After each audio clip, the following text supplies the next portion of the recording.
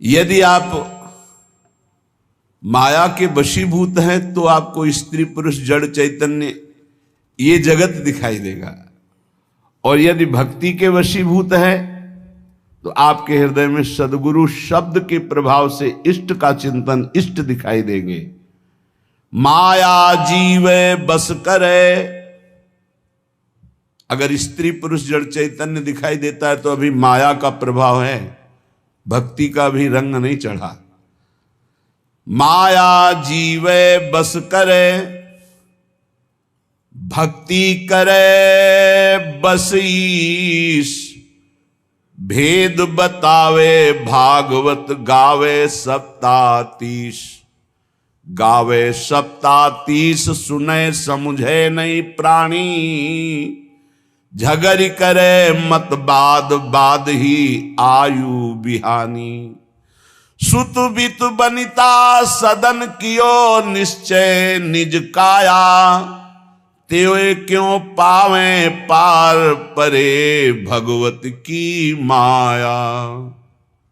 भगवत ऋषिक जी महाराज कह रहे हैं, जब जीव माया के अधीन होता है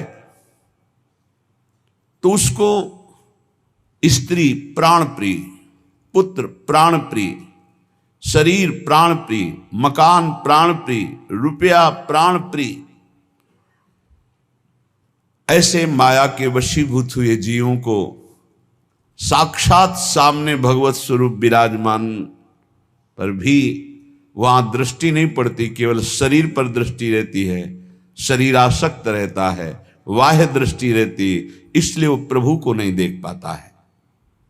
सारी आयु, पूरे के पूरे श्वासें जो अमूल्य हैं, इन्हीं के बीच में नष्ट कर देता। मेरी पत्नी, मेरा पुत्र, मेरा शरीर, मेरा मित्र, मेरा भाई, मेरा मकान, मेरी संपत्ति, अब ये कर लिया, ये कर लूंगा, अब ये पा लिया, ये पालूंगा, ये माया।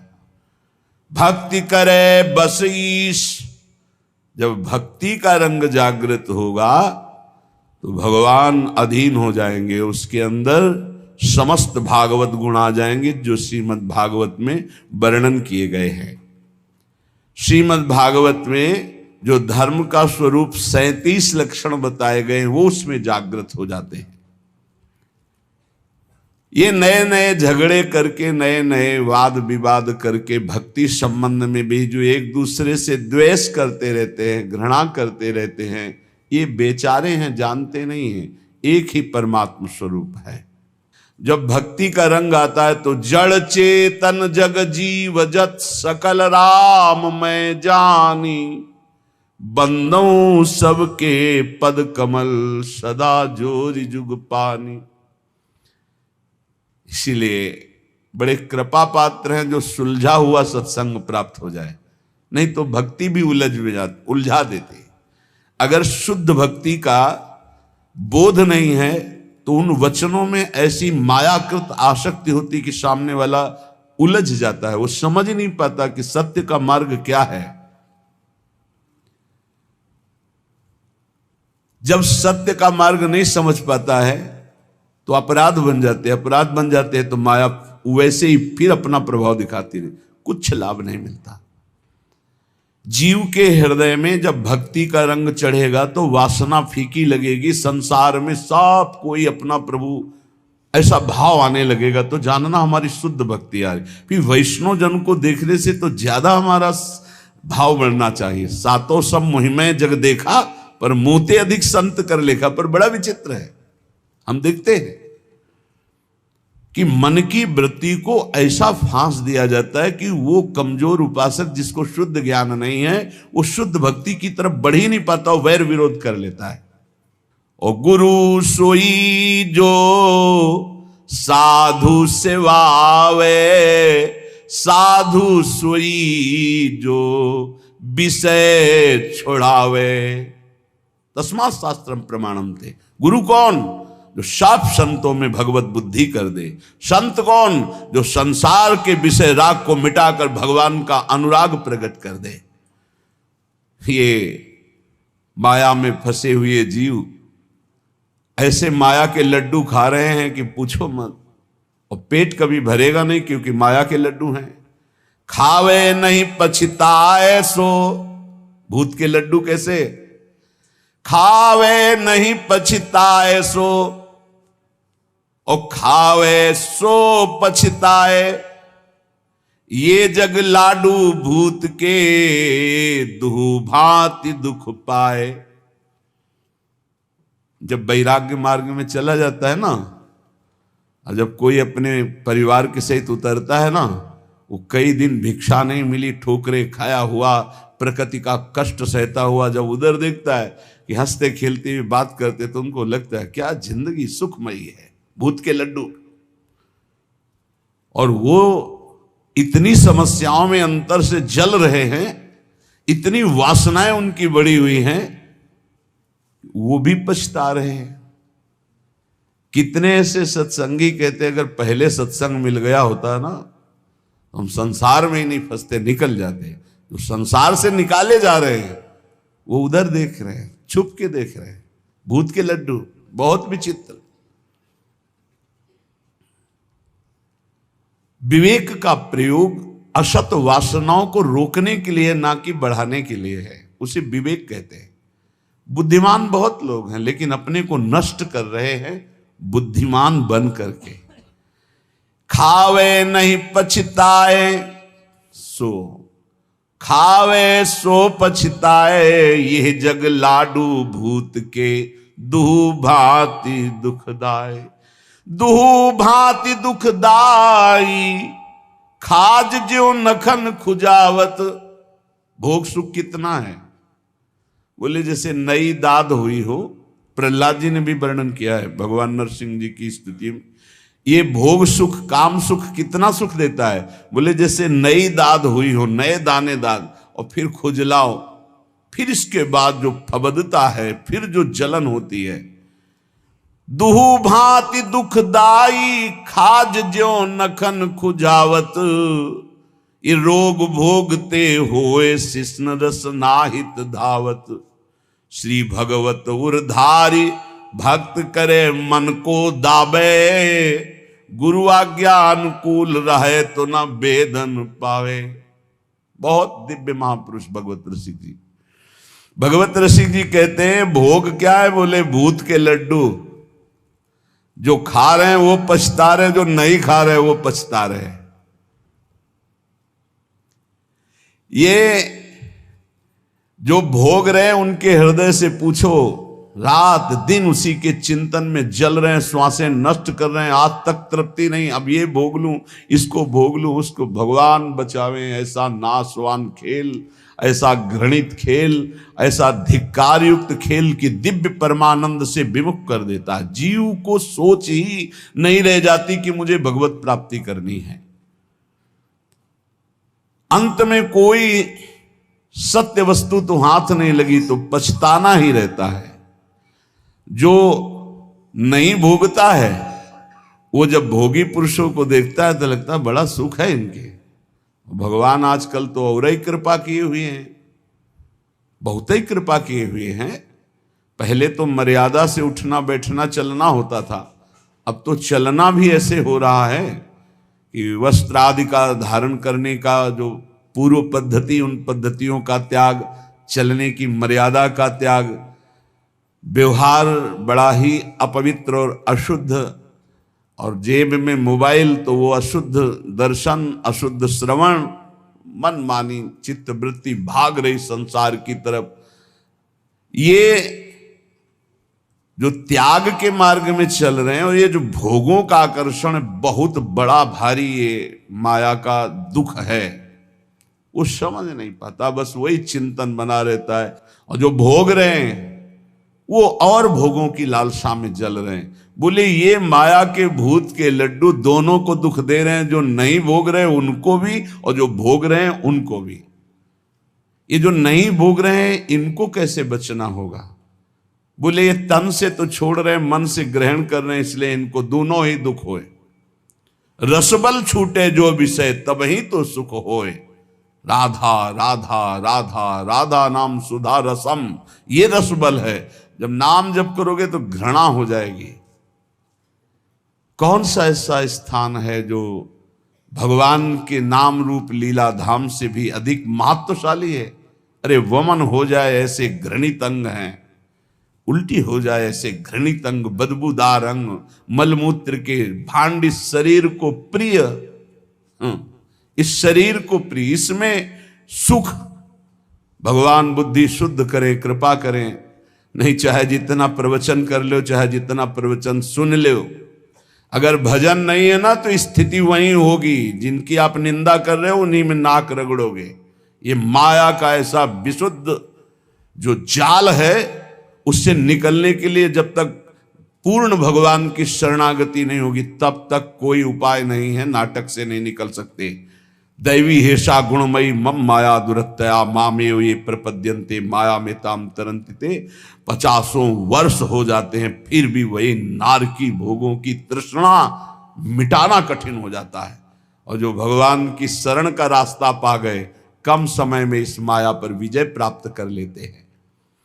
कह रहे हैं भगवत ऋषिक जी, भगवान श्री हरि सबके हृदय में विराजमान हैं, पर जब तक भगवान के चरणारविंद का आश्रय लेकर विशुद्ध भक्ति नहीं होगी तब तक कुछ लाभ नहीं मिलने वाला। लाभ क्या है? यही लाभ है इन विकारों पर विजय प्राप्त करना। जो उपदेश है और को, खुली बात कह रहे हैं, खुली बात, जो उपदेश है और को सो नहीं माने आप। देखो जगत प्रवीणता ठगे आपको आप, ठगे आपको आप। विषय स्वार्थ नहीं छूटे, परमार्थ पत हेत बके, पर धन को लूटे। पंडित संत महंत गोसाई परमहंस जो, लोभ ग्रसे सब लोग नहीं भगवत सहाय जो। बड़े ही विरक्त फक्कड़ महापुरुष, किसी की कुछ भी आन कान न रखने वाले, बोले जो उपदेश के अनुसार आचरण नहीं करता है मैं उसे कुछ नहीं मानता हूं। भगवत ऋषि जी कह रहे, जो वाणी में वही मन में वही आचरण में हो तो तुम्हारा प्रवचन ठीक है। प्रवचन कुछ और, मन में कुछ और, आचरण कुछ और। तो पंडित संत महंत गोसाई परम हंस जो, लोभ ग्रसे सब लोग नहीं भगवत सहाय जो। जो उपदेश है और को सो नहीं माने आप। देखो जगत प्रवीणता ठगे आपको आप। भगवत ऋषि जी महाराज कह रहे हैं, विद्वान पांडित्य से युक्त संत वेश, महंत पदवी, गोसाई पदवी, परमहंस आदि पदवियों को प्राप्त जो हैं, जो धन का लोभ मान मद का त्याग करके निरंतर अपने स्वरूप में या भगवदानंद में मस्त हैं, तो धन्य है वो जगत पावन करने वाले संत महंत पंडित गोसाई परमहंस जन। ये जगत पावन करने वाले हुए। यदि यही वेश धारण करके विद्वता करके केवल धन मान प्रतिष्ठा भोग सामग्री, तो बोले जो उपदेश है और को, ये सब माया है, छोड़िए, आप नरक जाओगे ऐसा करोगे। और आप महाराज, आप जो करोगे, आपको कभी आप लौट के अपने हृदय में देखो, जो दूसरे को कह रहे हो कि इससे नरक जाओगे, तो क्या ये आप में है? अगर है तो आप भी सोच लीजिए, आपके लिए विमान नहीं आएगा, आपको भी नरक जाना पड़ेगा। पूज्यपाद श्री उड़िया बाबा जी महाराज के पास एक बहुत विद्वान पुरुष है, उनकी वाणी जी में, उपदेशों में अमृत बरसता है। बाबा से कहा, बाबा आप सिद्ध पुरुष हो, बताओ मुझे भगवत प्राप्ति होगी? बड़े सम्माननीय थे। पूज्य स्वामी श्री अखंडानंद सरस्वती जी लेखनी में लिखते थे जो बाबा बोलते थे। बाबा ने कहा तुम्हें 7 जन्म तक भगवत प्राप्ति नहीं होगी, 1 जन्म के बाद क्या? कांप गए। क्यों बाबा? बोले हमसे पूछते हो क्यों? जो उपदेश देते हो आचरण में उतारते हो। शुभ गति कभी व्यभिचारी पुरुष को प्राप्त नहीं हो सकती। भगवत ऋषि जी ऐसे सिद्ध महापुरुषों में है जो किसी की कहानी नहीं रखते, किसी की। पंडित संत महंत गोसाई परम हंस जो, कौन से? बोले लोभ ग्रसे सब लोग नहीं, भगवत सहाय जो। इसलिए दूसरों को परमार्थ उपदेश करने का अधिकार उसी का है जो स्वयं परमार्थ का पथिक है। जो बोले वही आचरण में होना चाहिए, वही मन में होना चाहिए। वचन मन आचरण एक होने चाहिए, तभी उपदेश सार्थक माना जाता है। जो स्वयं परमार्थ की बातें करता है और विषय भोगों में रति है, रुपया में रति है, मान प्रतिष्ठा में रति, भगवत ऋषि जी महाराज कहते हैं चाहे कोई भी हो, इनसे हमारी भगवत सहायता होने वाली। हमने नहीं कह रहे, भगवत ऋषि जी बोल रहे हैं। उनमें पहले बोला है कि जो उपदेश कर रहे हैं और अपने आचरणों को उसी के अनुसार चला रहे हैं, उपदेश के अनुसार, वो जगत पावन करने वाले हैं। चाहे पंडित हो, चाहे संत हो, चाहे महंत हो, चाहे गोसाई हो, चाहे परमहंस हो। सतरत सतरत सा लोकांतार्यति। ए भाई, उपदेश के अनुसार चलो, भगवत उपदेश के। हमारे संत जन, हमारे महंत जन, हमारे पूज्य गोसाई जन, हमारे पूज्य विद्वान जन जगत का सदैव मंगल करते रहे, मंगल करने वाले हैं। ये केवल विषय प्रवचन का या धन लेने का या मान प्रतिष्ठा का नहीं, ये जगत मंगल का विषय है। इसका उपहास न बनाया जाए। आज लक्ष्य को उद्देश्य न रख करके उसका उपहास बनाया जाता है। सच्ची माने, वो सब व्याख्या करने से समझ में ही नहीं आएगा। बस इतना समझ लीजिए कि जो उपदेश है और को सो नहीं माने आप, देखो जगत प्रवीणता ठगे आपको आप। जिनके उपदेश से आचरण न मिलते हो, जिनका मन और हो, उपदेश और हो, आचरण और हो, तो दूरी बना के रखना चाहिए। राधा वल्लभ श्री हरिवंश।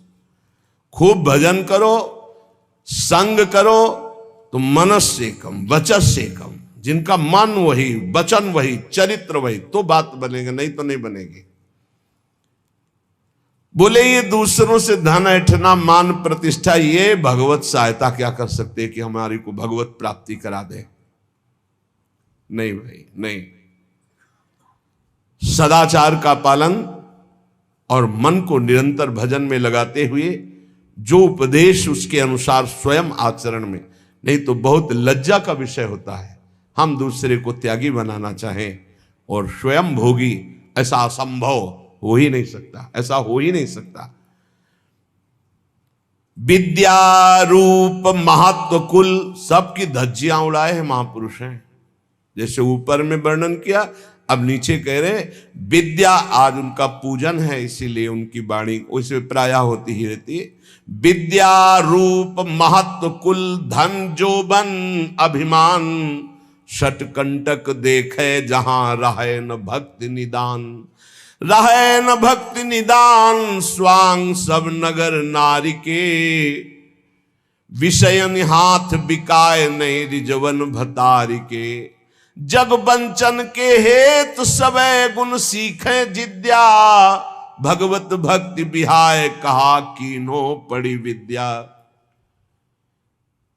एक बार यमुना जी के पावन पुलिन पर बैठे किसी पद का चिंतन हो रहा था, तो थोड़ी देर बाद आवाज सुनाई देने लगी, प्यारे बहनों और भाइयों, महाराज ऐसे ऐसे। तो हमने कहा टेप चल रहा क्या? तो ऐसे झांक के देखा तो एक विद्यार्थी भागवत के रिहर्सल कर रहा था, रिहर्सल।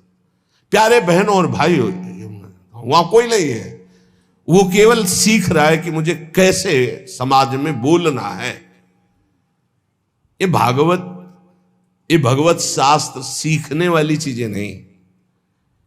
आप त्रिकाल संध्या कीजिए, खूब नाम जप कीजिए और भागवत का शुद्ध श्लोकों का गायन कीजिए।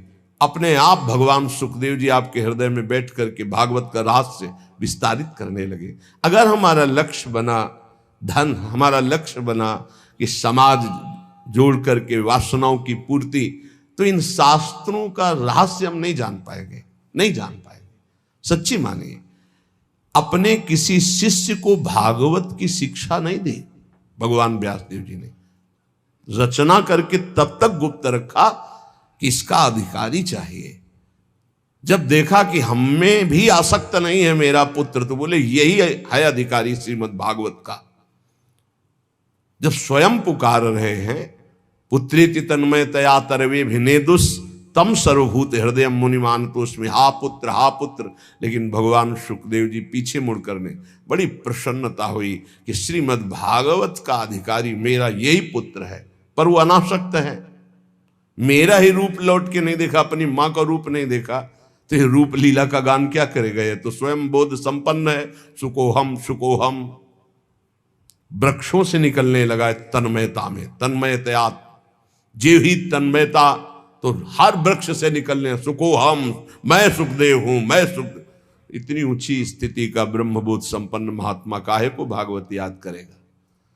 एक श्लोक रूप माधुरी का कान में पड़ा, बरहा पीडम नटवर बपू, आसक्त हो गए श्री सुखदेव जी। ऐसे श्री कृष्ण चंद्र जी की रूप माधुरी गान करके, और पक्का श्रीमद् भागवत में इतनी सामर्थ्य है, हृदय से कह रहा हूं कि सांगो पांग पद्धति से एक बार सप्ताह की श्लोक कान में पड़ जाए 18,000, तो महापापी भी परम पद का अधिकारी हो जाएगा। इसका प्रमाण धुंधकारी स्वयं उसी में है कि धुंधकारी 7 दिन बिना कुछ खाए पिए 18,000 श्लोक श्रवण करता, मनन करता है, तो विमान आता है और बैठ करके चला जाता है, और कोई साधन नहीं, केवल 7 दिन भागवत सुनने मात्र से भगवत प्राप्ति।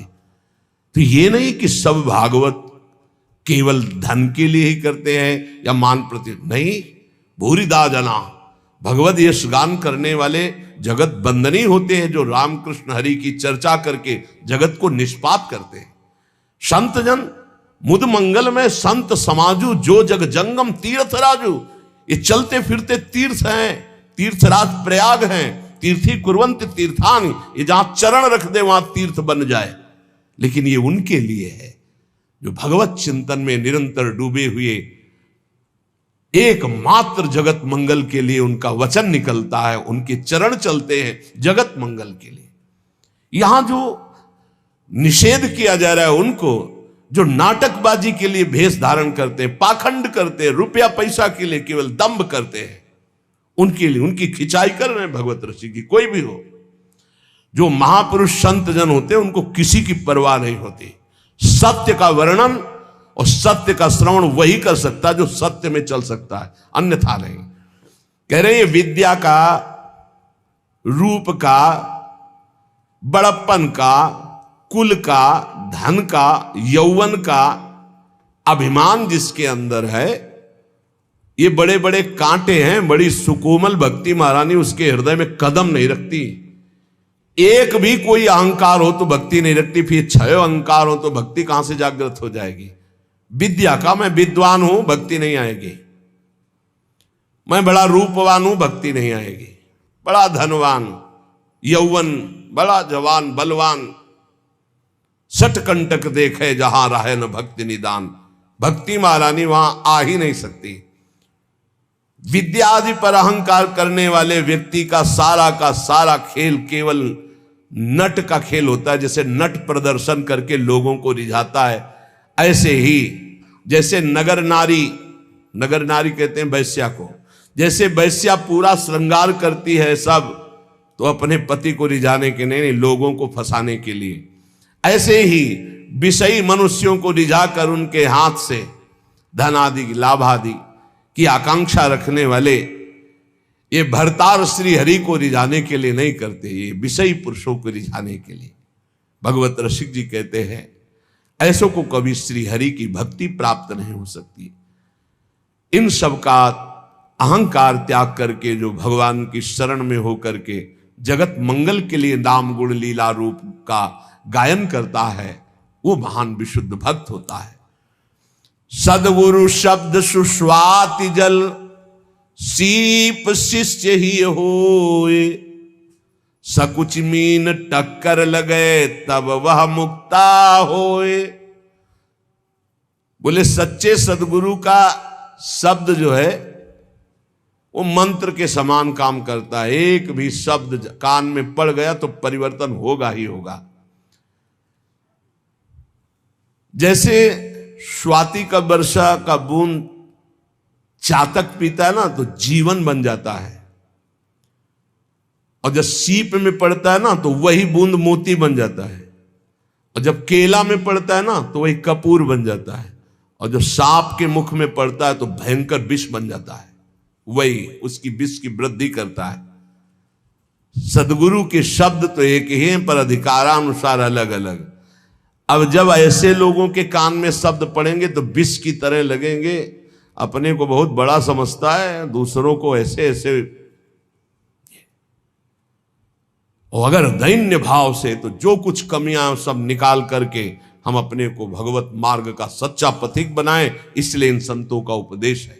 इसलिए कह रहे एक ही बूंद है, वही सीपी में पड़ा तो मोती बन गया, केले पे पड़ा तो कपूर बन गया, चातक की चोंच में आ गया तो जीवन बन गया उसका, क्योंकि वो उसी से अपनी प्यास बुझाता है। सांप के मुंह में चला गया तो विष बन गया। सदगुरु शब्द सुस्वाति जल, सीप